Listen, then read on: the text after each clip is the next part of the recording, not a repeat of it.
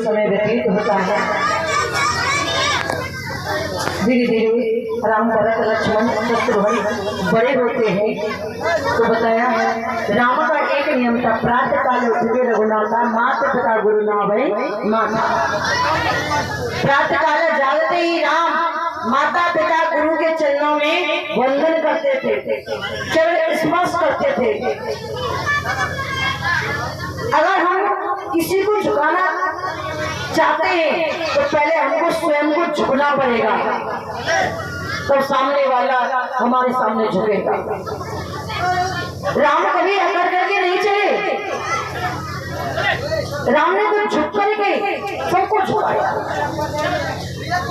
और बताया भी है कि जब राम ये चारा भाई धीरे धीरे कुछ बड़े हुए थे तब गुरुकुल में गए थे। गुरु गए गए तुरंत रघुराई अल्पकाल विद्या सब आई। थोड़ी समय में बहुत कुछ राम सीख गए थे। इधर में विश्वामित्र जी जो थे वो प्रतिवर्ष यज्ञ किया करते थे। यज्ञ में रक्त सागर के मेरे डाल जाते थे। विश्वामित्र जी ने जब विचार किया कि प्रभु ने अवतार ले लिया है, चलो अब जाकर के प्रभु को लेकर के आता हूँ, वही मेरे यज्ञ की रक्षा करेंगे।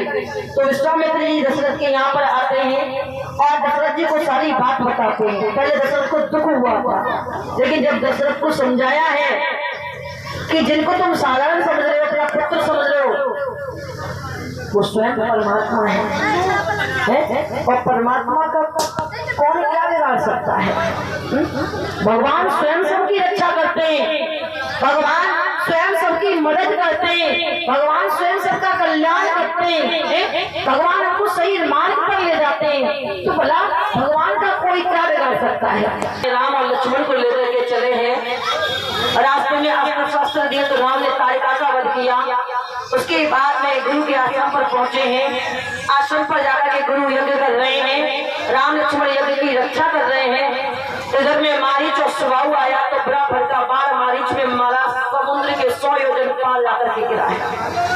अगली बार से सुबाहु को भस्म कर दिया। इस प्रकार से राम और लक्ष्मण यज्ञ की रक्षा करते हैं।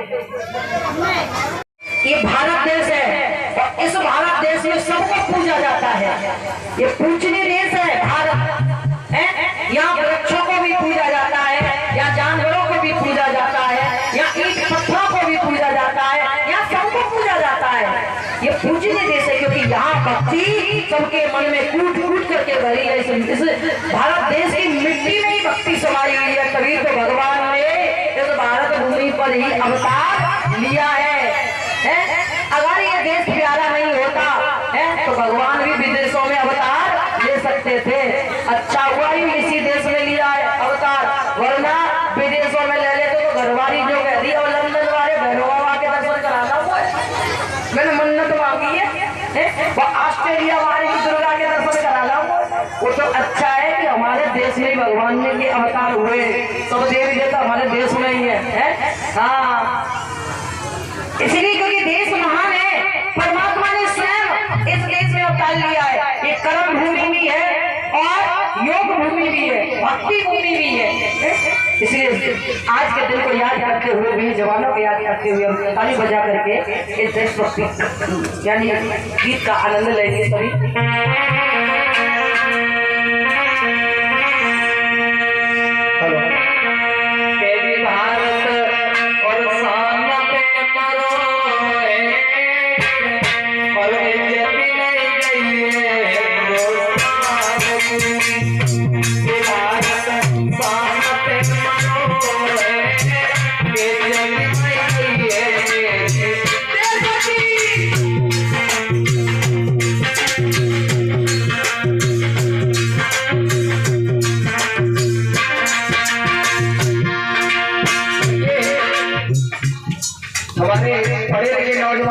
सब लोग जानते हैं कि हमारे देश को आजादी किस तरीका से मिली है।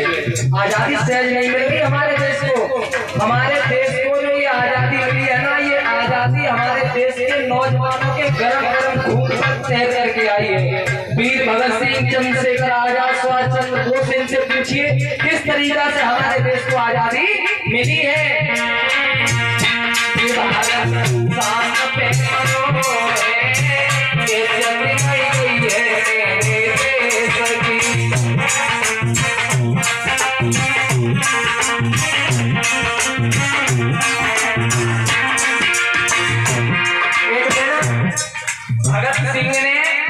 भगत सिंह ने एक दिन अपने पिताजी को देखा। पिताजी खेती का काम कर रहे थे और खेती का काम करते जब भगत सिंह ने अपने पिताजी को देखा तो अपने पिता से एक बात कही भगत सिंह ने,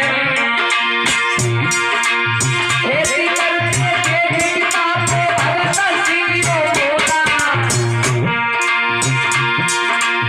खेती करते पिता को भगत सिंह को बोला,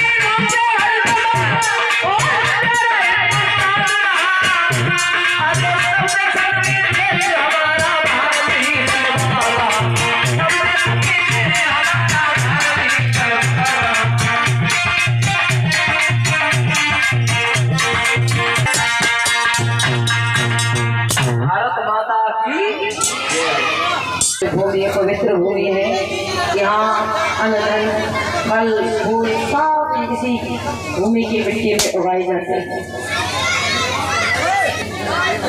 बच्चों को भी बिठाते रहे जो शोर कर रहे हैं बच्चे। वशिष्ठ जी ने कहा, देवी सुमित्रा आपके दो पुत्र हैं जो सभी लक्षणों के नाम है, वो है लक्ष्मण और एक है जो सबसे छोटे हैं, जाके सुमरन तेज बनासा नाम शत्रुघ्न वेद प्रकाशा। जिसका नाम सुमरने से ही दुश्मनों का नाश होता है, वही है ये आपके पुत्र जिनका नाम है शत्रु। चारों भाइयों का नाम करवाया, बड़े सुंदर सुंदर नाम रखे, राम भरत लक्ष्मण और शत्रुघ्न, बड़े सुंदर सुंदर नाम रखे। चारों भाइयों का नामकरण हुआ। पहले की माता बहनें जब नाम रखा करती थी तो भगवान के नाम के आधार पर ही नाम रखा करती थी। अरे वो घर में बच्चा पैदा हो गया, भगवान के नाम के आधार पर ही नाम रखा करती थी। राधे श्याम, घनश्याम, मनमोहन, मोहन, श्याम, नंदलाल, जय किशोर, ब्रज किशोर, रूप किशोर, शोभा राम, हरि राम, राम जी लाल और खुशी राम, दुखी राम, कारे राम, तोता राम, ये राम तो आ रहा है ना, माया राम, धनी